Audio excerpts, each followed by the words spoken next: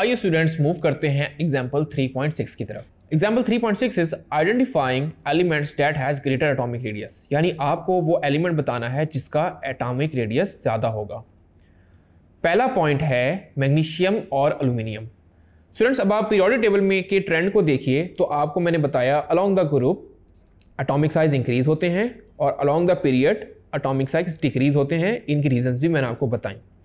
तो अगर हम मैग्नीशियम और एल्यूमिनियम की बात करेंगे तो आप देखिए मैग्नीशियम पीरियड में पहले आ रहा है, उसके बाद अलोंग द पीरियड एल्यूमिनियम आ रहा है, तो साइज डिक्रीज होगा।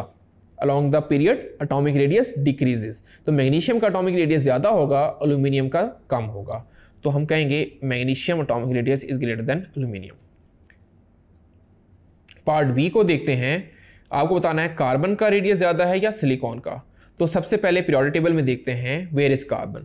तो ये रहा कार्बन और सिलिकॉन उसके नीचे ग्रुप में आ रहा है। तो जैसे ग्रुप में मूव करते हैं एटम का रेडियस इंक्रीज होता है।